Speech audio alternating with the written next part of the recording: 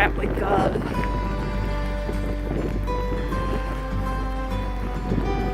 Of train station.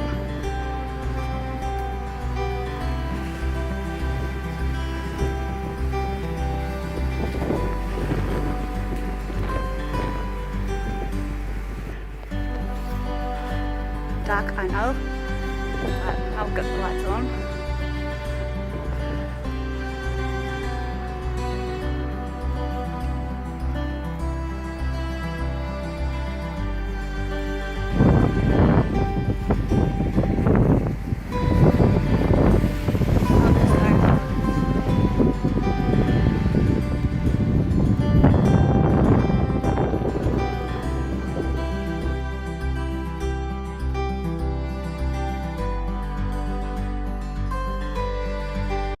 Quick facts about Greymouth. Greymouth is a small town or town on the west coast of New Zealand's South Island. Its History House Museum has exhibits chronicling the town's mining and jade hunting past.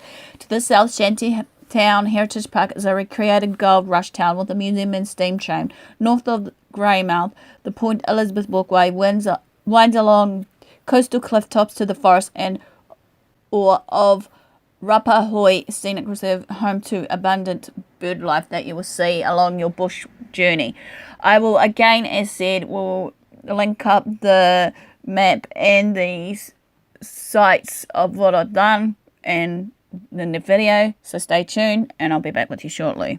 Hokitika is a vibrant and famous historic town located on the wild and rugged west coast of the New Zealand South Island on State Highway 6, about 40 kilometres south of Greymouth, from where FireTheLier and I have just left. Hokitika town is well known for its many arts and crafts, most famous being Māori jade and bone carving. This jade Pūnamu greenstone country, so if you are looking for jade carving, it's worth spending some time having a good look in the shops and studios in Hokitika, particularly for a unique piece from a local carver that's around here. So you may be wondering what's to do in Hokitika, being in a small town. There is a wide variety of things to do in Hokitika and the surrounding areas for days, trips and tours. Here are just a few of the most well-known and best attractions that this little town is known for.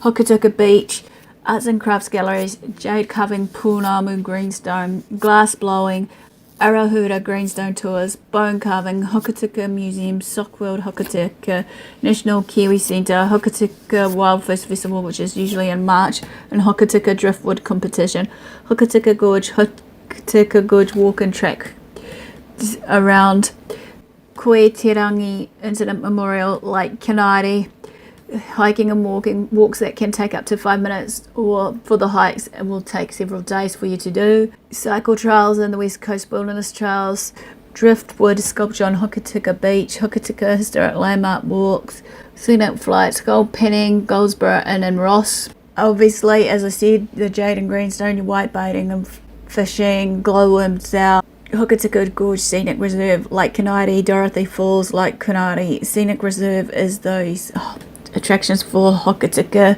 For the Hokitika Gold Rush is one of the towns that historically played a big part in the New Zealand Gold Rush years. In late 1864, purple gold was discovered and the town had to expand to cater for the huge rise in the population of these gold diggers, hoping to make their fortune looking for gold in nearby rivers. So the port of Hokitika, obviously, in September 16, 1867, 41 vessels alongside the wharf at Hokitika, in some places 3 and 4 deep.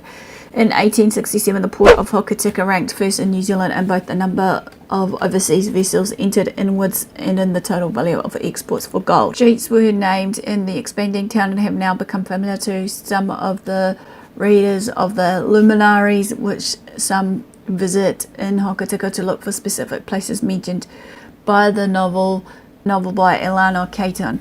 The West Coast is steeped in history from the South Island Gold Rush days, as I said before briefly, like most parts of the South Island are known for, as well as some other brief history that I've shared earlier on in the piece.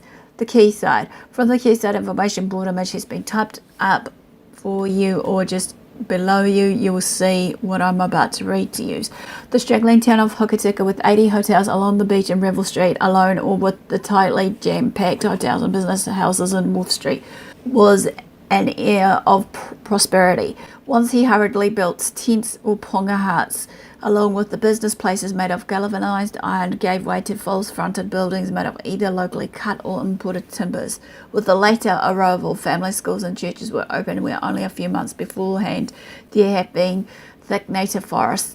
There was now a well-established business commercial area. Along with the bustling streets, the voices of Germans, Australians, Irish and Italians could be heard among those of the many other nationalities as each sought a bed for the night, somewhere to have a meal, or else inquired about the quickest way to reach the nearest goldfield.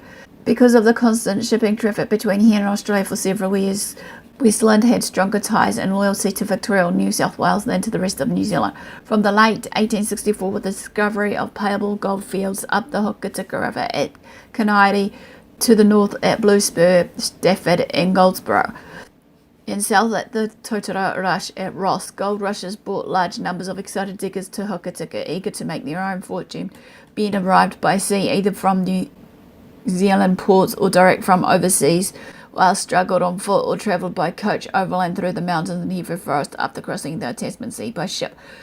Passengers would pass through the custom house before joining other hopeful miners, or if they had an eye for business, would open up a hotel or still close to the busy river port. Patches captures on the sign on 16th September 1867, the tide, weather and river will all combined to make ideal conditions for 41 vessels to berth at Hokitika. The shot over hotel helped the publican advertise where he had once had owned a hotel, Fitzherbert Street, in 1906, with small cottages and muddy streets. Hokitika's businessmen posed for their photograph in early as 1865.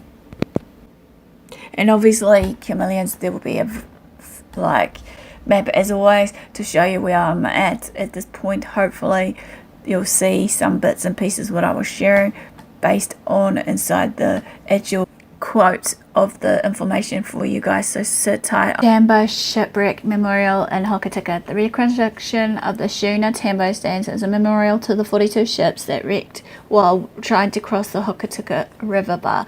The Tambo was beached on the South Spit on 12 November 1866. The crew secured her to an old anchor found buried in the sand. However, a fearsome tide and strong river currents forced the ship out to sea again. Both the wrecked ship and anchor washed up on the beach at Ruatapu, which you'll see some of the images that I'm clearly about to share with you all, Chameleons.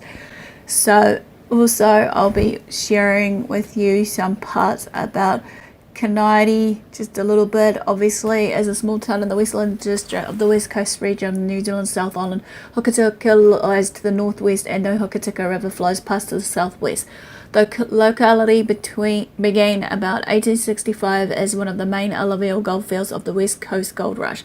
The Hokitika and Kaniere tramway laid with wooden rails was established from Hokitika by the year of 1868, with cars drawn by horses, a road followed by in the year of 1873.